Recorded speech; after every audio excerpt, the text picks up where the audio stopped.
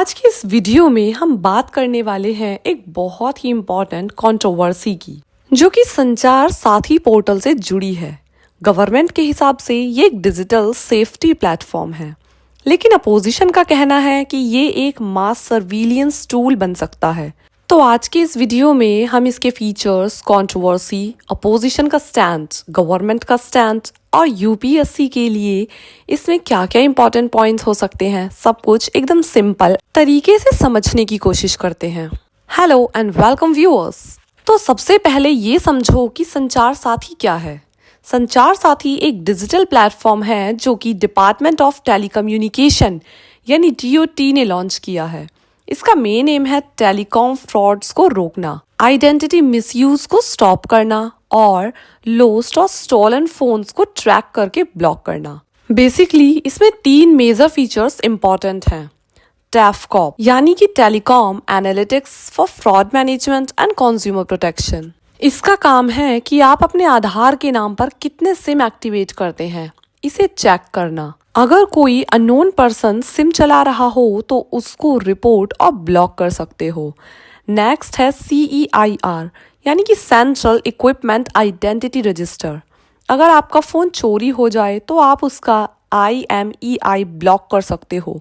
अगर कोई duplicate IMEI से फ़ोन चलाएगा, सिस्टम उसको फ्लैग कर देगा। एंड थर्ड है AI बेस्ड फ्रॉड डिटेक्शन, यानी कि सिस्टम AI की मदद से सस्पिशियस पैटर्न्स को आइडेंटिफाई करेगा।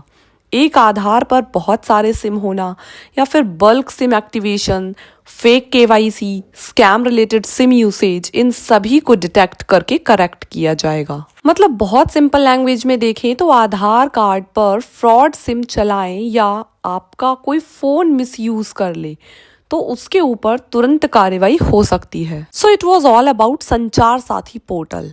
अब हम बात करते हैं कि ये कंट्रोवर्सी कहाँ से स्टार्ट हुई। पोजीशन का जो सबसे बड़ा कंसर्न है वो यह है कि इन सब चीजों को सेंट्रलाइज करने से एक बड़ा डाटाबेस बन जाएगा, जिसमें आधार, फोन नंबर, IEMI और यूसेज पैटर्न्स एक जगह स्टोर होंगे और इनका गलत इस्तेमाल सर्विलियंस में आसानी से हो सकता है।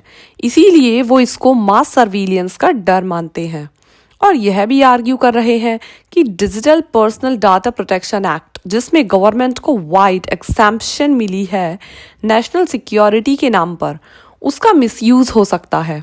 उनका कहना है कि अगर स्टेट्स को बिना प्रॉपर जुडिशियल ओवरसाइट के लोगों के टेलीकॉम रिलेटेड डाटा तक एक्सेस मिल गया तो प्राइवेसी राइट सीरियसली अंडरमाइन हो सकते हैं। अपोजिशन एक और पॉइंट रेज कर रहा है।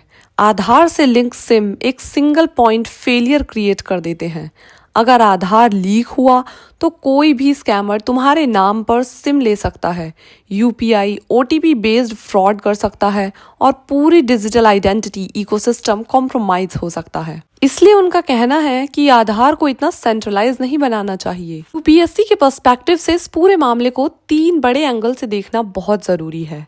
पहला, गवर्नेंस, जहां डिजिटल गवर्नेंस, ई-गवर्नेंस टूल और स्टेट कैपेसिटी का सवाल आता है। दूसरा, सिक्योरिटी एंगल, जहां cyber frauds, telecommunication regulations और नेशनल सिक्योरिटी फ्रेमवर्क डिस्कस होंगे।